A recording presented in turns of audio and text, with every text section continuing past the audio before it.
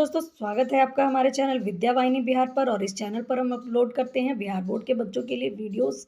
और यह वीडियो कक्षा 8वीं के इतिहास का चौथा अध्याय है, उपनिवेशवाद एवं जनजातीय समाज। पिछले अध्याय में हमने देखा कि अंग्रेजों का राज्य जब हम भारत में शुरू हो गया तो हमारे किसान और जमींदार किस प्रकार उससे प्रभावित हुए और उनकी स्थिति दयनीय हो गई। इस पाठ में हम जानेंगे कि अंग्रेजों के आगमन से और उनके नए नए नियमों से जनजातियों पर, जिसे हम आदिवासी भी कहते हैं, इन पर क्या प्रभाव पड़ा। उनके पहले आदिवासी कैसे रहते थे और उनके बाद अंग्रेजों के आगमन के बाद आदिवासियों को किन किन कठिनाइयों का सामना करना पड़ा और इसके कारण वे किस प्रकार विद्रोह करने के लिए उतावले हो गए। इन सभी बातों को हम इस पाठ में जानेंगे। तो इससे पहले कि वीडियो शुरू हो, आप लोगों से रिक्वेस्ट है कि आप चैनल को सब्सक्राइब कर लें ताकि मेरे सारे वीडियोस आप तक पहुंचे और बेल आइकन को भी जरूर प्रेस कर दें। तो चलिए शुरू करते हैं, उपनिवेशवाद एवं जनजातीय समाज। तो हमने पिछले अध्याय में देखा कि लगान की नई व्यवस्थाओं से लोग कितने प्रभावित हो रहे थे। अब हम इस अध्याय में जानेंगे कि अंग्रेजों का ध्यान अब वनों और पहाड़ी क्षेत्र में रहने वाले जनजातीय समाज पर पड़ने लगा था और वो चाहती थी कि अब इन स्थानों से भी उन्हें लगान प्राप्त हो।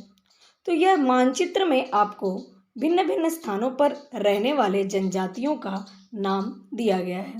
जैसे बिहार के नीचे झारखंड में संथाल, मुंडा, उराव जनजाति रहते थे। इधर गुड्डू, वन, गुज्जर, भोटिया, सहरिया, भील, यह सारे जनजाति पहाड़ी इलाकों में जंगली क्षेत्र में रहते थे और जंगलों पर ही पूरी तरह इनका जीवन निर्भर था। किस किस राज्य में कौन कौन सी जनजाति रहते थे, इसकी लिस्ट इस मैप में दी गई है। हम लोग यहाँ पर सबसे पहले जानेंगे कि जनजातीय समाज का जीवन कैसा होता था और वह किस प्रकार अपना जीवन गुजर बसर करते थे। तो इन जनजातियों को हम आम भाषा में आदिवासी भी कहते हैं, जिसे आजकल हम लोग शेड्यूल्ड ट्राइब बोलते हैं। ये बहुत ही पुराने समय से रहने वाले लोग हैं और इनका जीवन पूरी तरह से वनों पर आश्रित था। उनके गांव बस्तियां आमतौर पर जंगल के बीच में होती थी। जंगलों के बीच में उनका घर होता था और अपनी सारी आवश्यकताओं की पूर्ति वे जंगलों से ही करते थे। जंगल की जितनी भी चीजें थी उनका वह स्वच्छंद पूर्वक उपयोग करते थे। उन्हें कोई रोकने वाला नहीं था। वह जंगलों को साफ करके उसे खेती के योग्य तैयार करते थे और उसमें खेती करते थे और अपने लिए फसल उपजाते थे। धान, दलहन, मक्का, यह सब वे गांव की जमीन को साफ करके वनों की जमीन को साफ करके उपजा लेते थे। लेकिन जो जनजाति पहाड़ी क्षेत्र में रहते थे उनका खेती का तरीका अलग था। समतल जमीन वाले वनों में लोग जमीन को साफ कर खेती करते थे, लेकिन जहां वन पर्वतीय क्षेत्र में था वहां पर एक दूसरे प्रकार की खेती होती थी, जिसे वे झूम खेती कहते हैं। इसमें वे क्या करते थे कि जंगल के किसी भाग को काट छाट कर साफ करते थे और उस जगह पर वह खेती करते थे। लेकिन धीरे धीरे जब वहां की उर्वरा शक्ति समाप्त हो जाती थी तब वह उस स्थान को छोड़ करके दूसरे जगह चले जाते थे और पहली जगह को छोड़ देते थे ताकि वह जमीन फिर से उर्वर हो जाए और दूसरी जगह पर वह इसी प्रकार खेती करते थे और कुछ साल के बाद वह पुनः अपने पहले वाले जगह पर आ जाते थे। तो इस तरह से वह स्थान बदल बदल कर खेती करते थे और इस प्रकार की खेती को हम लोग झूम खेती कहते हैं या फिर घुमंतु कृषि विधि भी हम लोग कहते हैं। तो हमने दो प्रकार की खेती देखी।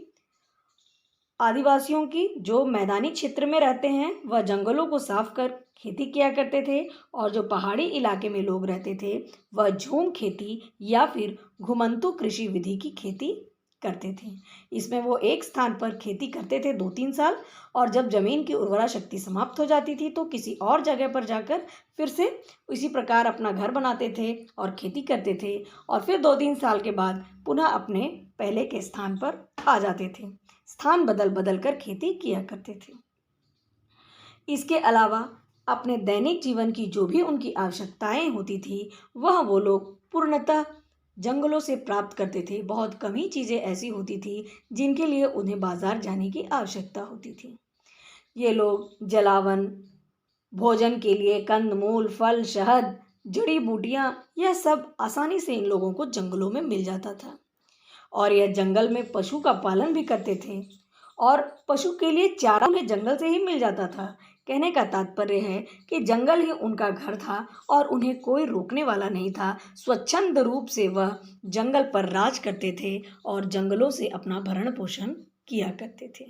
उनका घर भी लकड़ी का होता था और अपनी ज़रूरत और इस्तेमाल से वह जंगल से प्राप्त होने वाली कुछ वस्तुओं को, जैसे कि जंगलों से ही वे प्राप्त करते थे शहद और जड़ी बूटियां और कुछ खास तरह के फल, और इन सब को ने आसपास के बाजार में बेचकर कुछ पैसे कमाकर जो चीज़ें इन्हें जंगल में प्राप्त नहीं होती थी, जैसे कि नमक, कपड़े, तो इन सब चीज़ों को खरीदकर वह अपना कार्यकलाप करते थे।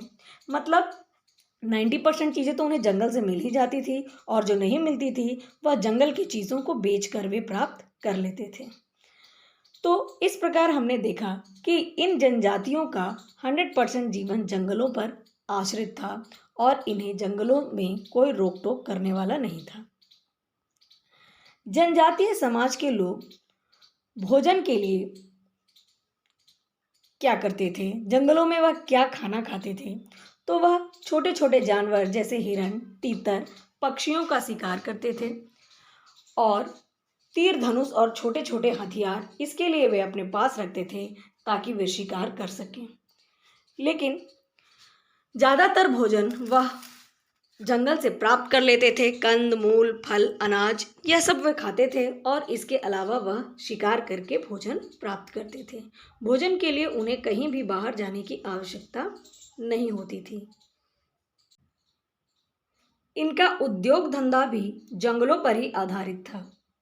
जो छोटा मोटा उद्योग यह करते थे वह जंगल की चीज़ों का ही बनाकर करते थे, जैसे कि हाथी के दांत का ये लोग व्यापार करते थे, बांस की बनी हुई चीज़ों का ये लोग व्यापार करते थे और कुछ धातुओं पर ये कलाकारी भी करते थे जो अन्य लोगों को काफ़ी पसंद आती थी। गांव से प्राप्त होने वाले रबर, गोंद, इन चीज़ों का भी ये व्यापार किया करते थे। यहाँ पर मणिपुर के जेलियांग जनजाति द्वारा तैयार किया गया तकिया का एक गिलाफ का चित्र बनाया गया है, दिखाया गया है और यह दूसरे चित्र में अरुणाचल प्रदेश की जनजाति महिलाओं किस प्रकार कपड़ा बुनाई करती थी इस चीज़ को दिखाया गया है।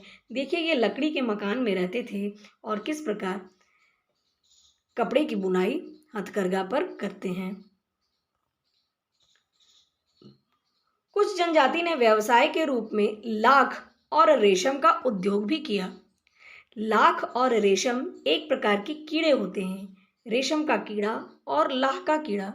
लाह से चूड़ियाँ बनाई जाती थी और रेशम से वस्त्र बनाए जाते थे। ये लोग रेशम और लाह के कीड़ों को पालते थे और बाद में उसका व्यापार करते थे। लेकिन इन सब चीज़ों में उन्हें बहुत ज़्यादा मुनाफा नहीं होता था, क्योंकि व्यापारी उनसे बहुत ही कम दाम में ये सामान खरीद लेते थे, जबकि वास्तविक बाजार में इसका मूल्य बहुत ज़्यादा होता था। इन सब के अतिरिक्त यहाँ की महिलाएं चटाई बनाती थीं, बुनाई करती थीं और वस्त्र भी बनाती थीं। ये लोग बहुत ही मेहनती होते थे। अपने मेहनत से यह जंगल की सफाई भी करते थे और वहाँ रहते भी थे, लेकिन फिर भी इससे वहाँ के वातावरण को, वहाँ के पर्यावरण को कभी कोई नुकसान नहीं होता था।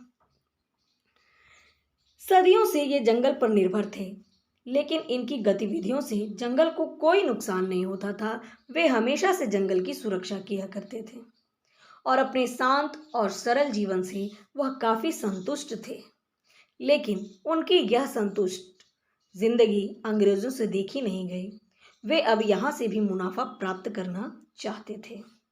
हमने पिछले पार्ट में देखा कि किस तरह से अंग्रेज़ भू राजस्व व्यवस्था लाकर किसानों और जमींदारों को लूटने का प्रयास करते हैं और अब वह धीरे धीरे जनजाति समाज और वनों पर उनकी नजर पड़ती है और यहाँ भी वह अपना पांव पसारना शुरू कर देते हैं।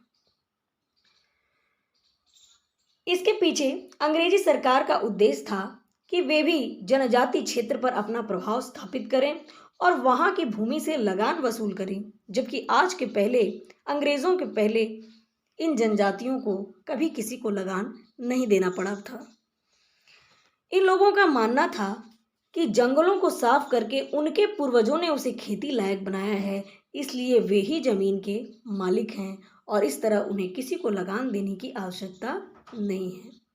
लेकिन नई लगान व्यवस्था के तहत उन सबको द्वारा जोती जाने वाली जमीनों को भी सरकारी दस्तावेज में दर्ज कर दिया गया और जैसा कि बाकी किसानों के साथ हुआ था, उन पर भी सालाना लगान राशि तय कर दी गई। जिस जंगल के जमीन को वो साफ कर खेती करते थे, उस पर भी उन्हें लगान देना पड़ने लगा। यह लगान की राशि उनके लिए बहुत ज़्यादा होती थी और इसके लिए उन्हें भी कर्ज लेना पड़ता था और कर्ज तो वो कभी चुका ही नहीं पाते थे और इस तरह उनकी ज़मीनें नीलाम हो गईं और वह महाजनों के कब्जे में चले गए और बंधुआ मजदूर बन गए। एक और सीधा असर इसका झूम खेती करने वालों पर भी पड़ा। हमने देखा था कि झूम की खेती करने वाले किसान एक स्थान पर 2-3 साल खेती करते थे, उसके बाद दूसरे स्थान पर करते थे। अब उन्हें अलग अलग जमीनों पर खेती करने की आज़ादी ही नहीं थी। इन बस्तियों तक सरकारी कर्मचारी भी पहुंचने लगे। कर्ज देने वाले लोग भी इन क्षेत्रों पर अब पहुंचने लगे। अब इन क्षेत्रों में गैर आदिवासी संगठन, गैर आदिवासी सेठ, महाजन, सूदखोर, यह सब भी जंगलों में प्रवेश करने लगे और यह सब इसी प्रयास में रहते थे कि इनकी जमीन को हथियाया जाए और इसके बदले में वे पैसे तो नहीं चुका पाएंगे, बंधुआ मजदूर उन्हें बना लिया जाता था। समस्या इतनी ही नहीं थी, एक और नई बात सामने आई। जंगल की लकड़ी का व्यापार अचानक ही बहुत तेजी से बढ़ गया। अब अंग्रेजों के हाथ में सत्ता चली गई थी और बड़े बड़े शहर बस रहे थे, जैसे कलकत्ता, मुंबई, चेन्नई, इन सब शहर बस रहे थे और मीलों लंबी रेल लाइनें बिछाई जाएंगी और बड़े बड़े जहाज का निर्माण कार्य शुरू हो गया। इन सब के लिए लकड़ी की आवश्यकता थी। रेल के डिब्बे, की सीटें और नीचे की पटरियां सब लकड़ियों से ही तो बनता था। सन 1850 के बाद अंग्रेजों ने भारत में रेलवे की शुरुआत की 1853 ईस्वी में। तब से लेकर के 1910 ईस्वी तक, मतलब लगभग 60 साल में 50,000 किलोमीटर रेलवे लाइन बनाई गई और ये सारी रेलवे लाइन लकड़ी की बनाई गई। रेल के डिब्बे और रेल की सीटों के लिए, स्लीपरों के लिए लकड़ी की आवश्यकता होती थी। अचानक से लकड़ी की खपत बढ़ गई। अंग्रेजों ने बड़े पैमाने पर जंगल की कटाई करनी शुरू की। जिन जंगलों में ये आदिवासी स्वच्छंद रहा करते थे, अब वह जंगल बहुत ही बड़े पैमाने पर काटना शुरू कर दिया गया। इसके अलावा इमारतों, खदानों, जहाज़ों के लिए भी बड़ी भारी मात्रा में लकड़ी को काटा जाने लगा और बेचा जाने लगा। इन लकड़ियों को बेचने के लिए अंग्रेजों ने ठेकेदार नियुक्त किए। अंग्रेज सरकार भी लकड़ी के व्यापार में मुनाफा कमाने लगी। सरकार जंगल को काटने का ठेका नीलाम करती थी। जो ज़्यादा पैसा सरकार को देती थी, ठेका उसी को मिलता था। यह परंपरा 50-60 साल तक लगातार धूमधाम से चलने लगी। जब ठेकेदार बेतहाशा जंगल काटने लगे और जंगल तेजी से खत्म होने लगा, तब अधिकारियों को चिंता होना शुरू होता है कि अगर सारे जंगल काट दिए जाएंगे तो फिर रेल, जहाज, मकानों के लिए लकड़ियां कहाँ से आएंगी। अब उन्हें यह चिंता होने लगी कि जंगल खत्म हो रहे हैं तो बाकी चीज़ें कैसे होगी, आगे की आवश्यकताओं की पूर्ति कैसे होगी। अब उन्हें पौधे लगाने की आवश्यकता महसूस होने लगी। इसके लिए एक नया विभाग बनाया गया, वन विभाग।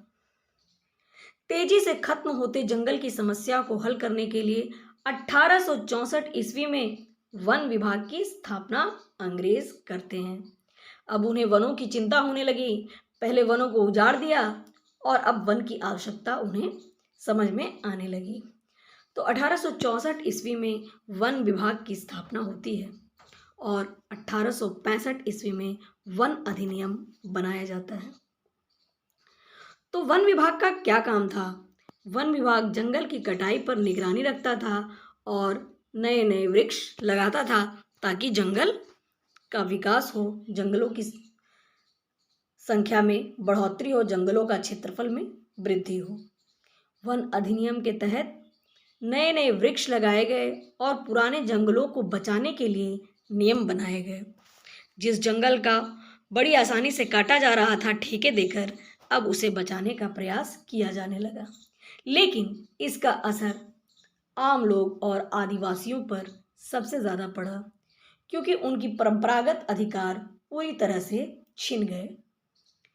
अब वे अपनी मर्जी से ना तो जंगल से लकड़ी काट सकते थे, न जानवर चरा सकते थे, ना ही वे फल फूल इकट्ठा कर सकते थे और ना ही वे शिकार कर सकते थे। यहाँ तक कि उनका जंगल में प्रवेश भी बंद कर दिया गया। तो आम जनता, खासकर आदिवासियों का इससे सब पूरा संसार ही लुट गया। अभी तक वे लोग अपनी आवश्यकता की पूर्ति के लिए जंगल पर निर्भर थे। अब जंगलों से उन्हें हटा दिया गया। पूरे जंगल पर अंग्रेजी सरकार ने प्रतिबंध लगा दिया। 1878 में एक और कानून बनाया गया। 1878 ईस्वी में एक और कानून बनाया जाता है और जंगल को दो भागों में बांट दिया गया।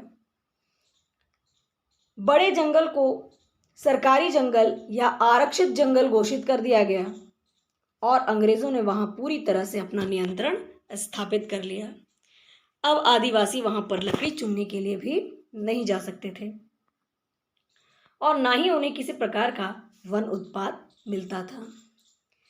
वन विभाग के कर्मचारी और व्यापारी ही वहां जा सकते थे और इस कानून के अंतर्गत जंगल के बाहरी इलाकों को और कुछ अन्य जंगल को संरक्षित जंगल कहा जाने लगा, जिसमें लोग जा सकते थे लेकिन वे केवल अपने काम की चीजें ही ले सकते थे। पेड़ काटने की सख्त मनाही थी या 2 दिन से ज़्यादा वे जानवर को भी नहीं चरा सकते थे। तो इस प्रकार बड़े कड़े नियम लगा दिए गए और आदिवासियों का जीवन बहुत ही मुश्किल हो गया। सदियों से वह जिस प्रकार का जीवन जीते थे, अब उनके लिए वह संभव नहीं रहा। अब उन्हें नए काम धंधे की तलाश थी।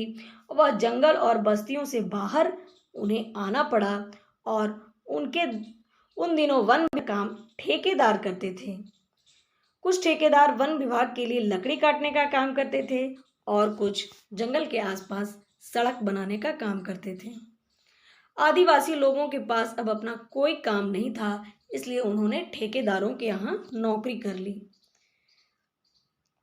अब ये नौकर हो गए और मजदूरी भी उन्हें बहुत कम मिलती थी और जिसके कारण इन्हें कई बार ठेकेदार और साहूकार के आगे हाथ फैलाना पड़ता था।